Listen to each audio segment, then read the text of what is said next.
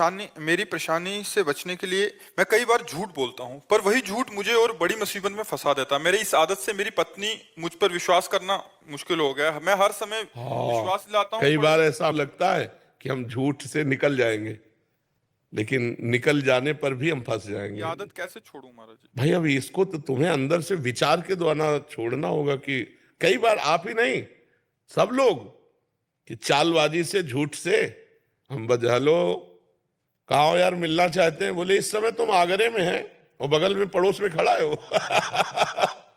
Mobile से भी बहुत झूठ बोला जाता है, नहीं बोला जाता?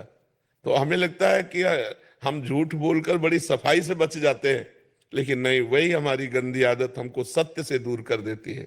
नहीं, असत्य संपातक पुंजा। और जब झूठ पकड़ी जाएगी, पकड़ तो जाएगी ना, तो जैसे आपने कहा पत्नी ने विश्वास करना बंद कर दिया, बहुत बड़ा घाटा हो गया। हमारे पति पत्नी के संबंध में अविश्वास घुस गया, बहुत बड़ा घाटा हो गया। अब आप सत्य भी बोलोगे ना तो नहीं माना जाएगा, बहुत संभलना चाहिए। एक गांव का लड़का गांव वालों को परेशान करने के लिए अपने मित्रों से कहा, देखो मैं, अरे भेड़िया आया, भेड़िया आया, खूब हल्ला मचाया। तो गांव के लोग दौड़े गए। बोले क्या? बोले हंसी मजाक के लिए बुलाया था। अब असली में एक दिन भेड़िया दबोच लिया। बोले भेड़िया आया, भेड़िया। गांव वालों ने सोचा हंसी मजाक ही कर रहा होगा, भेड़िए ने मार डाला उसे। समझ रहे हो?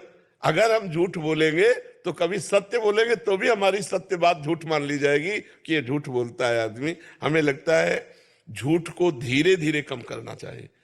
कह दें आज से हरिश्चंद्र सत्यवादी, तो ऐसा नहीं हो पाएगा, क्योंकि जबान है और माइंड है, वो झूठ से बचता रहा है तो प्रयास करेगा झूठ का। धीरे धीरे धीरे धीरे अगर हम सत्य बोल देंगे तो फांसी थोड़ी चढ़ा दी जाएगी। हमारे आचरण सही हो जाएंगे, हमारा जीवन सही हो जाएगा। लोग कहते हैं व्यापार में झूठ बोलना ही पड़ेगा। हम कहते हैं क्यों झूठ बोलोगे? सब कोई जानते हैं व्यापार मुनाफा के लिए किया जाता है। तो ये बंदा जो वस्तु बेच रहा है, इसका भी परिवार है, इसकी भी दुकान मकान है, उसके लिए खर्चा इसी से ले रहा होगा।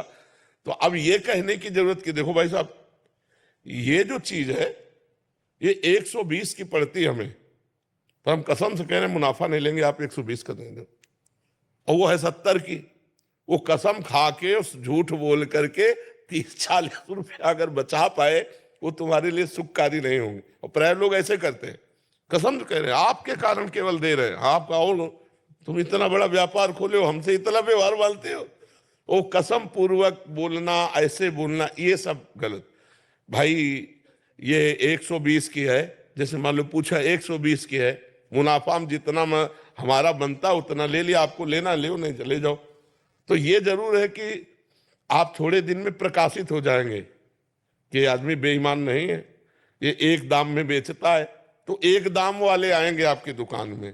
तो हमें लगता है सत्य से चलने पर थोड़ा जरूर लगेगा कि आप देर में धनी बनेंगे, लेकिन अच्छे धनी बन जाएंगे।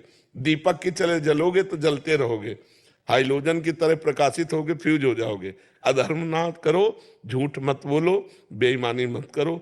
पत्नी से कह दो हम वृंदावन होके आ रहे हैं, अब हरिश्चंद्र वाली चाल चलेंगे, झूठ नहीं बोलेंगे, तुम हम पे विश्वास कर ले, ठीक है? नहीं, पति पत्नी में विश्वास न रहते यार, फिर जीवन किस काम का? सोचो, वो तुम कह रहे हो कुछ भी, वो कह रहे हम जान रहे सब फ्रॉड है, तो क्या फायदा हुआ? हमारे जबान पे वो विश्वास न करे तो अब विश्वास दिलाओ, ठीक है? और किसी के भी साथ भी धोखा मत करो। सर्वेश कुमार जी, राधा वल्लभ श्री हरिवंश महाराज जी। गुरुदेव भगवान, मुझे राम नाम जप में प्रीति है, अपना आराध्य देव प्रभु श्री राम जी को मानता हूँ। महाराज जी, कभी कभी ऐसा लगता है कि मैं अपनी जिम्मेदारियों पर अपने की अपेक्षा अनुरूप नहीं खरा उतर पा रहा हूँ, जबकि मैं अपने पूर्ण मन